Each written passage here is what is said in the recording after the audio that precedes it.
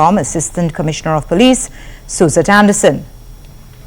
The release says, quote, based on the high level of public interest in this case, the report made 2 recommendations which were accepted by Cabinet. 1.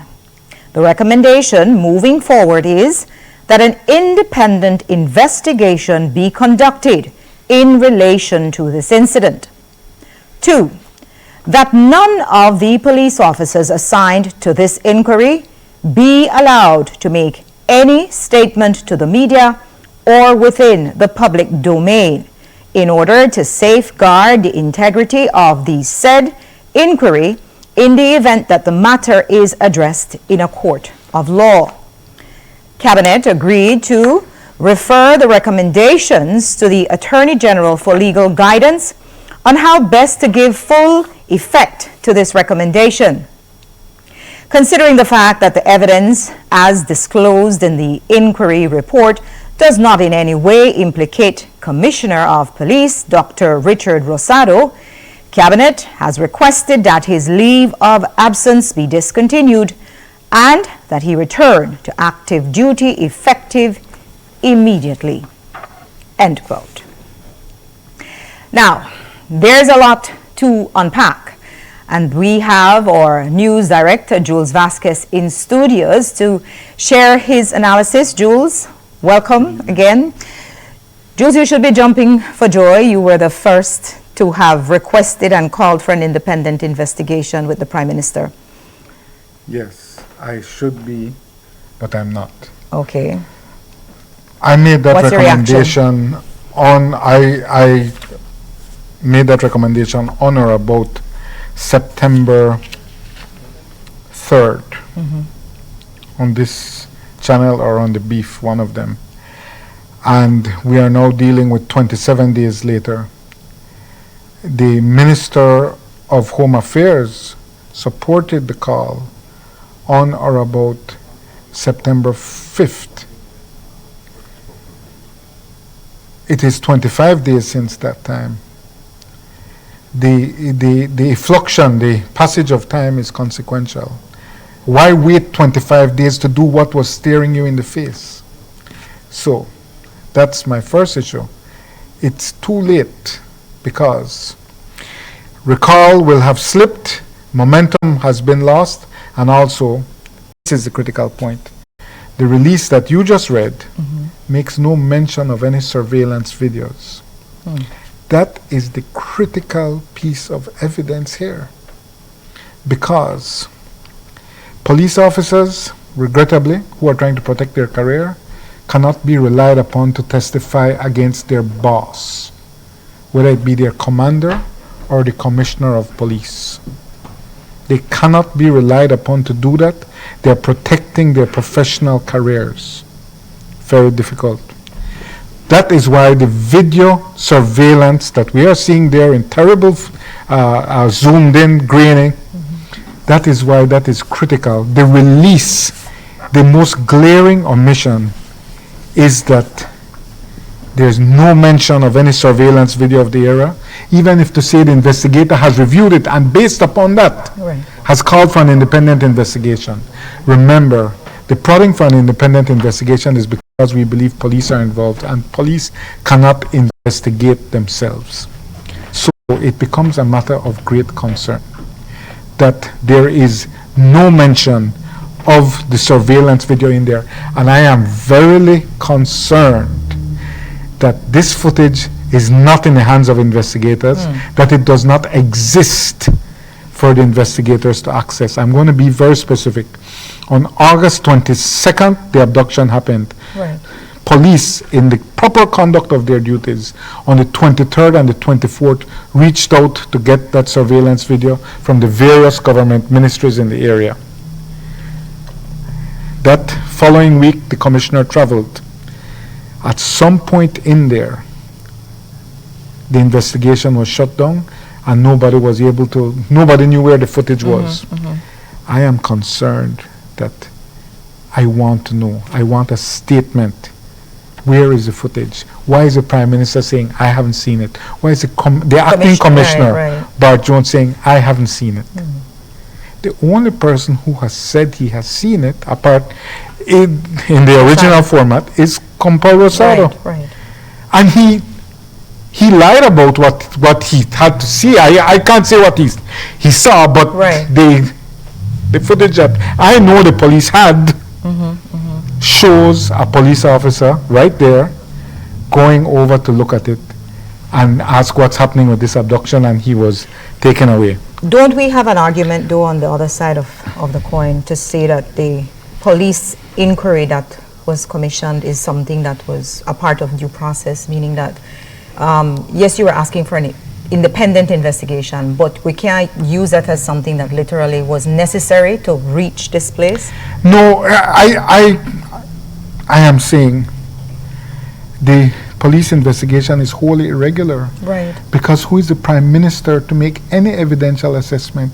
It's as bizarre as saying, well, bring me the investigative file. I have no experience or authority to do that. The person who makes assessments of evidential value is the Director of Public Prosecutions. She and her office, they are the experts. They actually have a monopoly on that specific type of knowledge. So were we dragging our foot on that? Was that just literally? No, I'm saying that's a deliberate avoidance. It's a deliberate, it can only be, I can only conclude. Because whilst with the Prime Minister, who has no experience with investigative files, why would he seek to get an investigative files? And what is telling in the language of the press release, and I want to read that part very quickly, what is telling in the language of the press release is that based on the high level of public interest in this case, the report made 2 recommendations. So then the investigator is acting on the high level of public interest. I thought the investigator was investigating a crime, acting on what is the evidence before her. But it says based on the high level of public interest, she is making 2 recommendations. But where does public interest factor into a police officer's criminal investigation? It's the politicians who have to factor in the public interest. So I find that to be a very strange line in the release. And then she supposedly, the report made 2 recommendations which were accepted by cabinet. 1, it recommends an independent investigation. Fine. We have to see exactly. We have to see who's the independent investigator. We've lost 3 weeks. But we have to see who the investigator is. But this is a weird comment. None of the police officers assigned to the inquiry be allowed to make any statement to the media or within the public domain in order to safeguard the integrity of the said inquiry in the event that the matter is addressed in a court of law. That is a deliberate tightening the lid on the truth.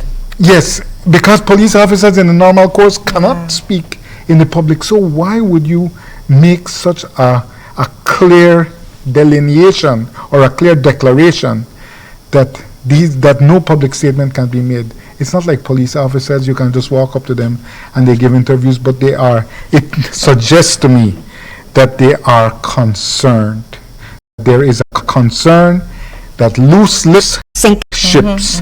And I am telling you, there are facts that can be unearthed which can shake this matter up. There were multiple police officers who were not a part of the planning or the execution of this nefarious operation. And they had, Corporal Choco had to come over, Corporal Labriel had to check the Equinox when it passed Arenal.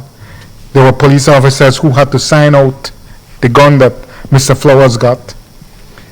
Those police officers, their testimony is important, and I take this point too as an attempt to tell them, don't even try it. So it's more than a gag order, it's really a threat. I take it as that. I really do take it as that.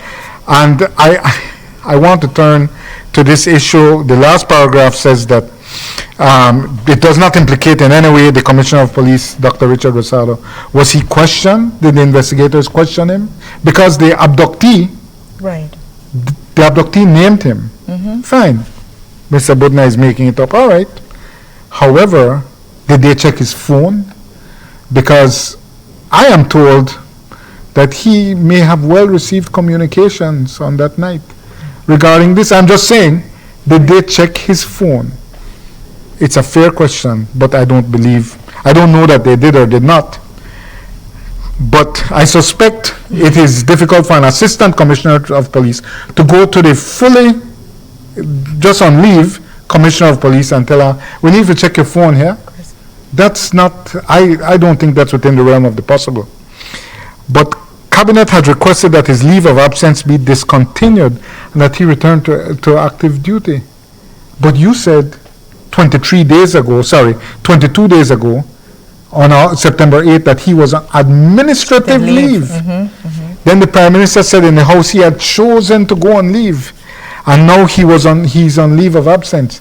This changing of the language, again, it provokes in the public a genuine suspicion of a cover-up. There are all the circumstances to make that. So now, the government, in my mind, is being very daring in saying that his public credibility has been to a large extent undermined. Compal Rosado. Right. His internal authority within the department has been significantly eroded. I cannot speak to every police officer, but everyone I speak to, and I speak to many, they believe there was a cover-up. They believe that their colleagues were involved in the abduction. That's what they believe. So I'm just saying, they think that it is their opinion. This is not a fact I'm stating, that the Compal may have had knowledge. And I'm being as soft as possible.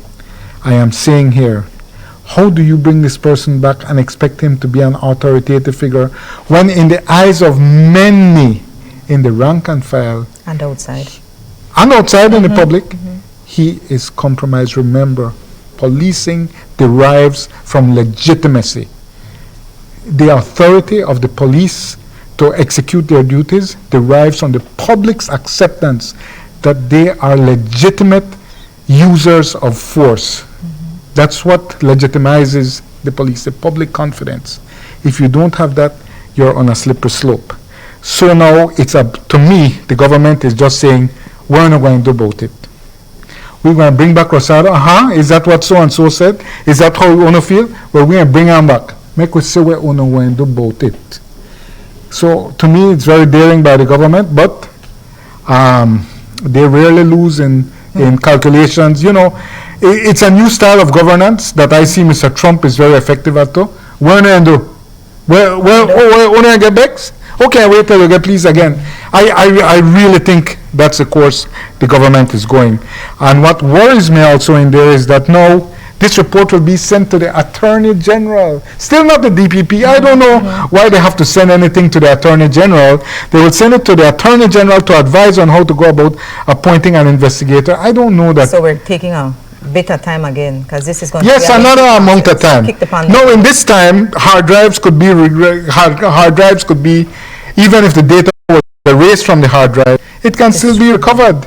But the farther it goes, the harder it is, right? They can still recover data from erased hard drives.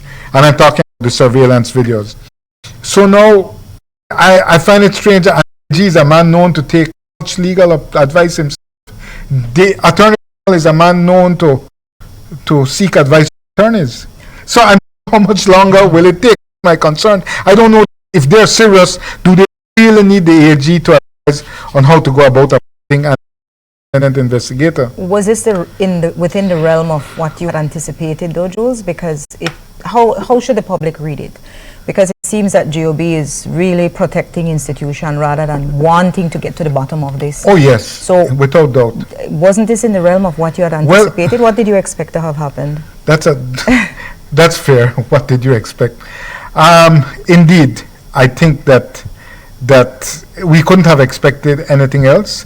We have to wait and see who the independent investigator is. It may be, they may surprise us, it may be somebody truly, who we can accept as truly independent and who can operate free of government or police oversight. However, if evidence, the one that is damning, is not available, and is not brought to the case, then Yeah, what well, are if we there's no talking about? surveillance Right, video, of course. if there's no surveillance video, it's very concerning. Yeah. But again, the statements of a number of key police officers, Okay. at least 4, is very important. Okay. And then, the release speaks about integrity. And I want to quote exactly the line where it speaks about integrity. It says that it speaks to ensure the integrity of the said inquiry. Right, right. It speaks about the integrity. Hence the gag order.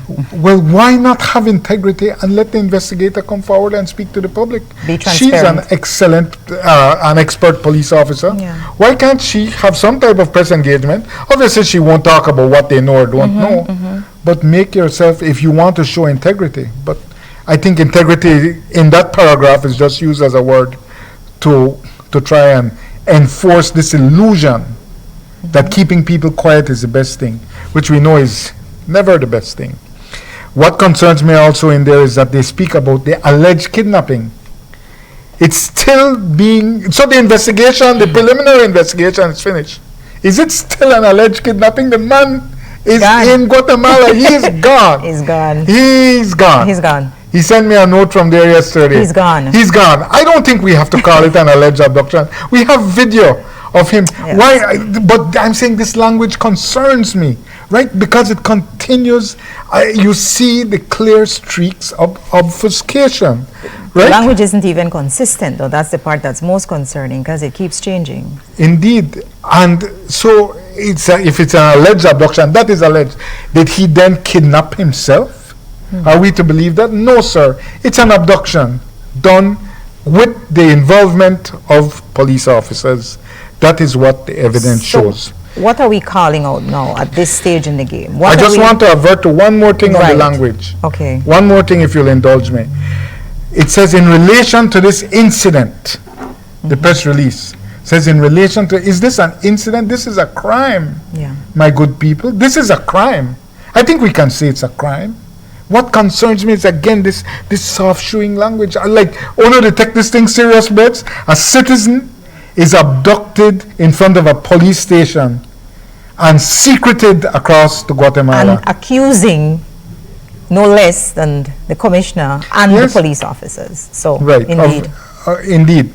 So now, I just have a lot of concerns, and there's a lot to unpack. So yes, we got the independent investigation, Right. but my greatest concern is there's no mention of the surveillance video Okay, that we surveillance. and so many others have called for the release of. And I will stress again, quickly indulge me, when a crime of this scale, of this magnitude happens, it is standard for surveillance video to be released so that the public can help. They still don't have the Equinox.